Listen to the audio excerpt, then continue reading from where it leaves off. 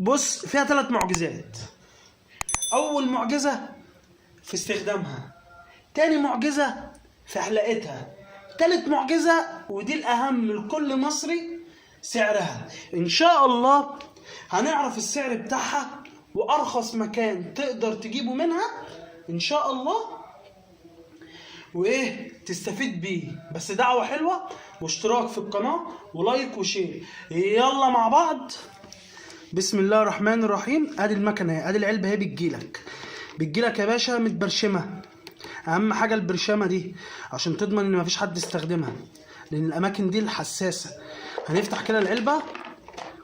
اوبا، موبايل ده ولا مكنه ولا اهو، نفس فتحه نفس علبه الموبايل اهو، شايف؟ اوبا، ادي مكنه الحلاقه اهي. نفتح كده المكنه مع بعض ونشوف ايه اللي فيها.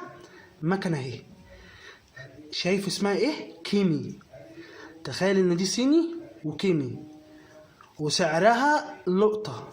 بص يا سعاده الباشا، ادي المكنه دي تستخدمها فوق وتحت من غير ما تجيب لك من غير ما تسبب لك اي مشاكل، وتعيش معاك ان شاء الله. وموتورها نحاس وشحنها حلو، بس هي المشكله ان ما بيجيش معاها ما بيجيش معاها شاحن، بيجي معاها وصلة USB. تحطها كده عندك كمبيوتر ولا حاجة تحطها فيه، او اللي هو الراس شاحن، بس ما يكونش شاحن سريع. يعني ما تستنصحش وتقول ايه انا هشحنها بشاحن سريع عشان تشحن بسرعة وتشتغل. لا، هي بتشتغل على 5 واط. هي ان شاء الله هي لو اتشحنت يعني ممكن تكفيك بتاع 3-4 مرات. يعني مش شرط معاها الشحن. يعني مثلا زي ما حضرتك كده هنا كاتب، زي ما هو هنا كاتب. بص حضرتك هنمسك كده العلبة. هنا بيقول لك ايه؟ هنا بيقول لك ايه؟ الشحن بتاعها 5 واط. الفولت انبوت اللي هو الفولت اللي داخل 5 فولت. المكنه دي يا جماعه كل اللي جابها كسبها. بص حتى شكلها يعني عامله زي جيليت، وتقدر على فكره تجيب لك الدقن موس. يعني تقدر تحلق بيها دقنك موس. يعني حاجه جميله جدا. بتتفتح ازاي؟ بتتفتح من هنا كده اهو. بص الموتور عامل ازاي، نحاس، صوته ناعم، ما يجرحكش، مش قوي للاماكن الحساسه. اغلبيه المكن كله يعني اللي بيجي من كيمي، سواء 11 في 1 او 3 في 1 او اي حاجه، مثلا بيبقى نازل للدقن خلاص بقى ما تحلقش بيه تحت، يبقى نازل لتحت ما تحلقش بيه الدقن. حتى الدقن ما يجيبش زيرو، لكن المكنه دي تجيب معاك زيرو، بس مش زيرو اللي هو يعني مثلا ممكن تكون حالق مثلا 5-6 ساعات كده، بس حلو برضه، حلو على ده سعرها. وكمان ايه، تقدر تغسلها. يعني مثلا عندك اهو المكان هنا اهو، الشفرات دي تقدر تتغسل. بص تفتح في العلبه كده شوف محتوياتها. صح، معلش انا نسيت. شوف محتويات العلبه مع بعض اهو. ادي المشطات، بيجي معاه المشط دي لو انت مثلا عايز تخليها ايه، درجات. عندك الدرجة دي، بعد كده الدرجة دي اهي، دي مكتوب عليها 1 ملي، والدرجة دي 2 ملي، والدرجة دي 6 ملي.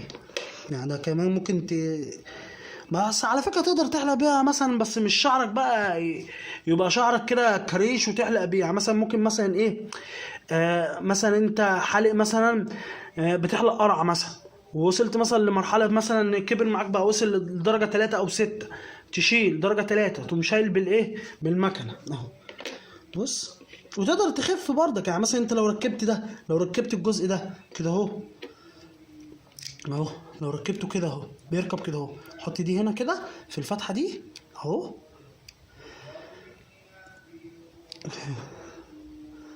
بص يعني كمان فيها كمان ميزة ان هي من فوق ومن تحت. انت طبعا هتستخدم من تحت، بتستخدم مثلا الجزء اللي تحت ده فترة، حسيت مثلا حاجه تعمله لفوق. بس انا يعني انا اللي اسمعه ان المكنه دي تتغسل عادي وما بتصديش، والخامه دي حلوه قوي، الخامه بتاعت الموز دي حلوه قوي. تفتحها كده اهو، تفتح كده اهو. بص حضرتك، ادي في فرشه، بيجي معاها فرشه بيضه، هتنضف كده، تنضف كده. عايز المسامير دي تجيب مثلا مفك زي كده وتفكه اهو، تفكه كده من هنا ومن هنا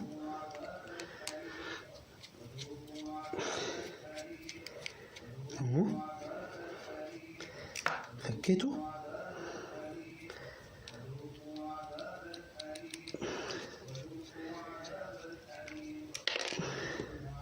اهو. دي هتطلع كده اهو. عايز بقى انضف من هنا، انضف من هنا اهو، انضف البتاع ده، الموز ده، انضف، ازيت، اديله مثلا نقطة زيت هنا، نقطة زيت هنا اهو، بنضفه، اغسلها وبعد كده زيتها واركبها، ماشي براحتك، مش هتقول لا. زي ما هي كده تقوم مركبها.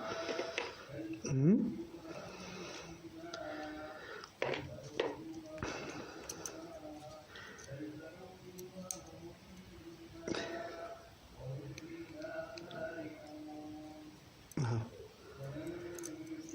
اهو، تقوم حاطط دي كده. مش عايز بقى تفكها وتغسلها من بره، مفيش اي مشاكل، هي جايالك مأمنة نفسيها. هتحط دي هنا كده اهو،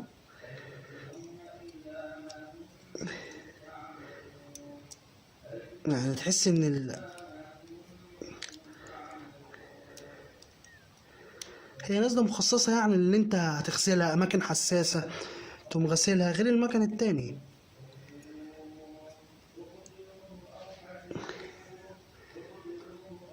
فكها كده ونركبها مع بعض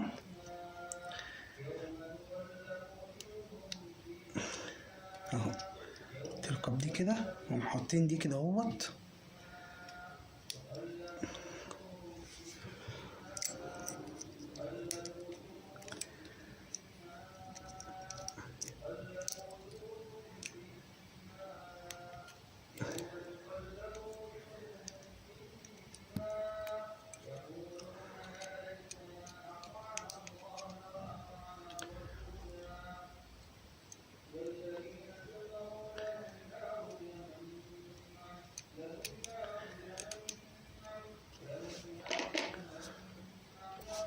فك كده اهو ورابط. انت بقى عايز تريح نفسك ما تعملش كل الخطوات دي، فاهمني؟ عادي تغسلها من بره وتنضفها من بره وعادي يعني. لا ليك خلق اللي انت تفك كده وتنضف زي انا عادي، انا كده كده راجل بتاع الكترونيات، فعادي الفك والتنظيف ده عادي. انا كده كده اي حاجه اصلا بجيبها بحاول افكها عشان اعرف هي ماشيه ازاي، لان انا مثلا لو جيت بعد كده حاجه باظت اعرف ايه، اعرف اصلحها اهو اهو. ربطناها، دي احسن طريقه تنظف بيها المكنه وتستخدمها ما تبصش منك بسرعه. هم حاطين دي كده اهي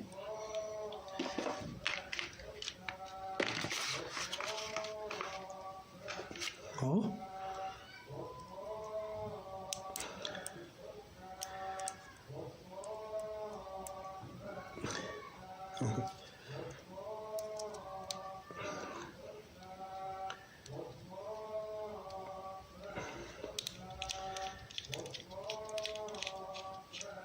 بص اهو، بص حضرتك اهي اتربطت وبقت 100